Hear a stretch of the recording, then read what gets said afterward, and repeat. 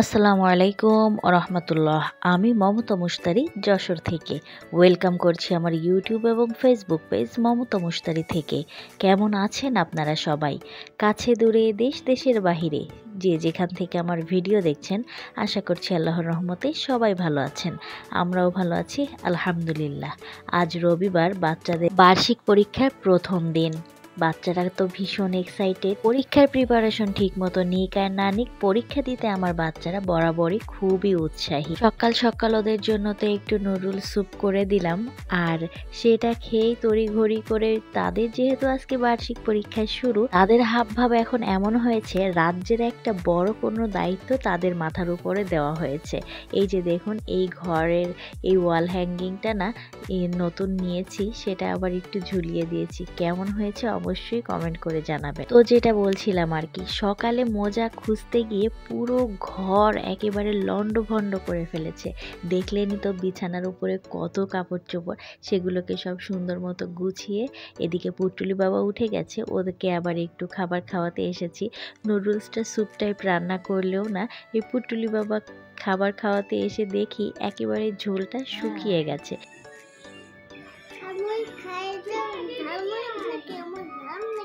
না না, ঝাল হবে কেন? নাও শিখে নাও, শিখে নাও, শিখে রে, শিখে রে।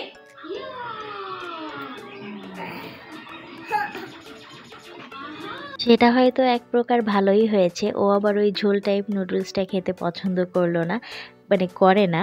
আপনারা তো শুনলেনই, ওর কাছে মনে হচ্ছিল নুডলসটা দেখে, ওই যে বিভিন্ন সবজি টবজি দিয়ে রান্না করেছি দেখে, ওর কাছে মনে হচ্ছে আমি ঝালমুড়ি বানিয়েছি।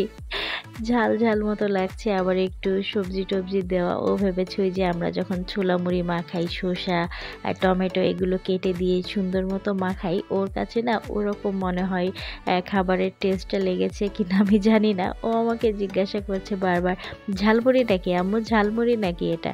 তো এখানে খেলাধুলা করছে। খাওয়া দাওয়ার পর্ব শেষ হয়ে গেছে, তো চলুন এবার রান্নাঘরের দিকে পা বাড়াই। বাচ্চাদের কাপড়গুলো গোছাতে গিয়ে আজ বেশ দেরি হয়ে গেছে। আর এই যে গুটি গুটি পায়ে শীত এসে গেছে, সেটা আমার শাশুড়ি মাকে দেখেই বোঝা যায়। উনি শীতের শুরুতেই একেবারে কম্বল টম্বল রোদ দিয়ে একাকার অবস্থা। ওনার আবার একটু শীতটা বেশি। চলে এসেছি রান্নাঘরে। আজ রান্না হবে লাউ বা কদু, আমার ভীষণ পছন্দের একটা সবজি।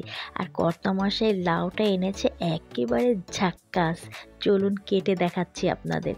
দেখুন কি দারুণ বিচিগুলো, মানে দানাগুলোও এখনো পরিপুষ্টভাবে ফুটে ওঠেনি। এই লাউই তো মজা করে মাছ দিয়ে রান্না করে খেতে হয় বলুন। চিংড়ি মাছ দিয়ে করলে ভালো লাগবে, মুরগির মাংস দিয়ে রান্না করলেও ভালো লাগবে। তো আমি আজ অত কিছু করছি না, আজ আমি একটু এমনি নর্মাল তেলাপিয়া মাছ দিয়েই রান্না করব। বাচ্চারা আবার ওই মাছটা খেতে ভীষণ পছন্দ করে। জানি আবার অনেকে বলবেন ওই মাছটা খাওয়া স্বাস্থ্যের জন্য ক্ষতিকর। আমার বাচ্চারা ওটা খেতে পছন্দ করে, ওদের আমি ডাক্তারের কাছে সাজেশন নিয়েই ওদেরকে খাওয়াই। এক একজনের মতামত আর কি এক এক রকম। আসলে সবচেয়ে বড় কথা কি জানেন, আমরা মধ্যবিত্ত ফ্যামিলি থেকে বিলং করি, তো আমাদের কাছে না সব সময় সব জিনিস সহজলভ্য না। যেটা আপনাদের কাছে সস্তা বা কম দামি, সেটাই হয়তো আমাদের কাছে দামি বা মূল্যবান কিছু।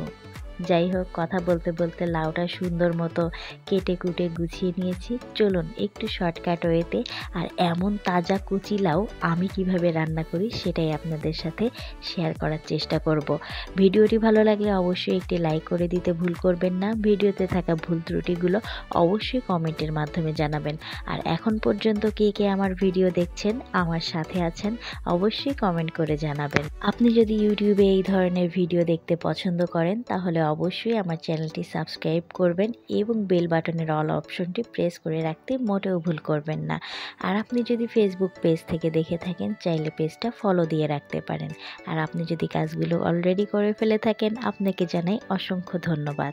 কথা বলতে বলতে লাউটা কিন্তু চাপিয়ে দিয়েছি, আর মশলা কষানোও হয়ে যাচ্ছে। আমি এখানে 2টা মতো মিডিয়াম সাইজের পেঁয়াজ কুটে, আর এখানে একেবারে মেপে 4 টেবিল চামচ তেল দিয়েছি, আর তার মধ্যে দিয়েছি 2 2টা মতো মিডিয়াম সাইজের পেঁয়াজটা একটু লাল মতো হয়ে আসলে 1 চামচ রসুন বাটা, 1 চামচ জিরা বাটা।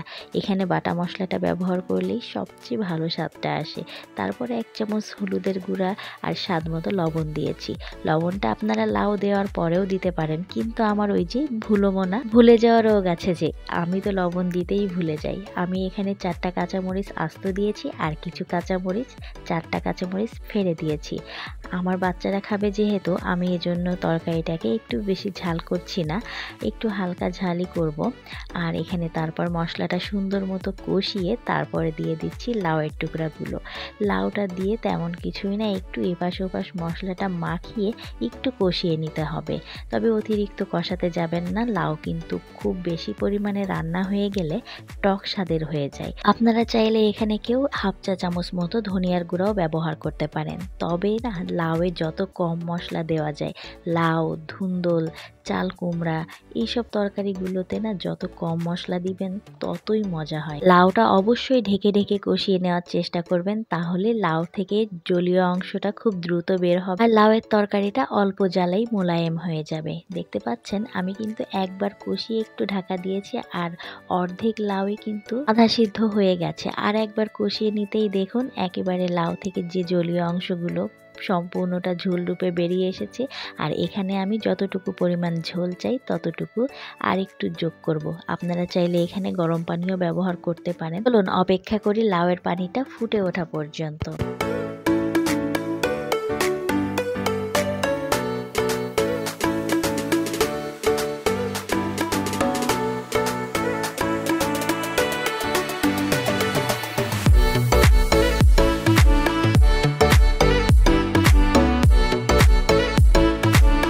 লাউয়ের পানিটা ফুটে ওঠার পরে মিনিট 5 ফুটিয়ে নিয়েছি আর তারপর দিয়ে দিয়েছি ভেজে রাখা সেই তেলাপিয়া মাছগুলো।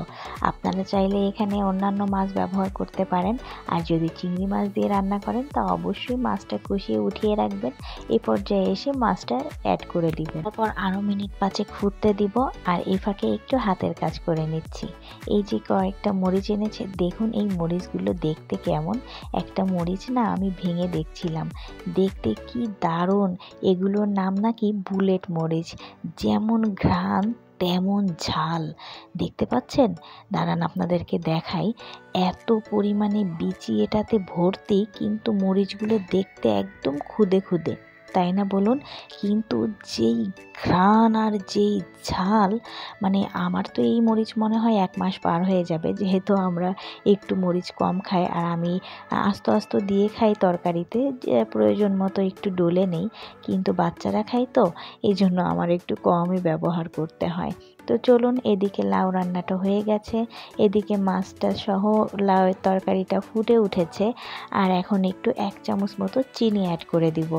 এইটা কিন্তু একেবারেই অপশনাল, আপনারা চাইলে দিতে পারেন, না দিলেও কোনো অসুবিধা নেই। তবে চিনি দিলে একটু স্বাদটা ব্যালেন্স আসে লাউয়ের তরকারি যেহেতু। আর আমি কোনো এক শেফের কাছে শুনেছি এই ধরনের সবজি রান্নাতে চিনি ব্যবহার করলে পুরো সবজির স্বাদটাকে নাকি একত্রিত করে বা জড়ো করে। এজন্য না আমিও দেখি মন্দ লাগে না, আর খুব তো বেশি একটা দেই না। এই যে এতখানি লাউয়ের তরকারিতে মাত্র 1 চামচ দিয়েছি। তো চলুন, লাউ তো রান্না হয়ে গেল আর ডিটেলস আপনাদের সাথে শেয়ার করার চেষ্টা করেছি। আমি জানি নতুন গৃহিণী বা নতুন রাঁধুনি যারা আছেন তাদের আমার এই ছোট্ট ছোট্ট টিপসগুলো একটু হলেও উপকারে আসবে। আর আপনাদের যদি উপকারে আসে আর ভিডিওটি দেখে যদি ভালো লাগে তো প্লিজ একটি লাইক করে দিতে মোটেও ভুল করবেন না। রান্না বাড়া শেষ, লাউ দিয়ে মাছ আর বরবটি ভাজি, এই তো আজ দুপুরে সিম্পল মেনু। রান্না বাড়া শেষ করেছি, এখন একটু রান্নাঘরটা ক্লিন করে নিচ্ছি। আর আমার চেষ্টা থাকে সব সময় নতুন গৃহিণী, নতুন রাঁধুনি আপুদেরকে একটু একটু করে ছোট্ট ছোট্ট টিপসগুলো দিয়ে আমি যেন তাদেরকে সাহায্য করতে পারি। আপনাদের যদি আমার ভিডিও দেখে একটু উপকার হয় তবেই সেখানেই আমার সার্থকতা। তবে অবশ্যই কোনো মানুষ ভুলের ঊর্ধ্বে নয়, আমারও ভুল থাকতে পারে। আপনারা চাইলে আমার ভুলগুলো কমেন্টের মাধ্যমে আমাকে জানিয়ে দিতে পারেন, আমার সেটা ভীষণ ভালো লাগবে। আপনাদের ওই ছোট্ট থেকে ছোট কমেন্ট আমাকে আগামীতে ভুলগুলো শুধরে নিয়ে নতুনভাবে ভিডিও তৈরি করতে উৎসাহ দেয়। যাই হোক, ভিডিওটি কেমন লাগলো অবশ্যই কমেন্ট করে জানাবেন। আজ তবে বিদায় নিচ্ছি, দেখা হচ্ছে আগামীতে নতুন ভিডিওর সাথে। সে পর্যন্ত সবাই ভালো থাকবেন, সুস্থ থাকবেন, সাবধানে থাকবেন আর অবশ্যই সতর্ক থাকবেন। আমাদের জন্য দোয়া করবেন। আল্লাহ হাফেজ। আসসালামু আলাইকুম।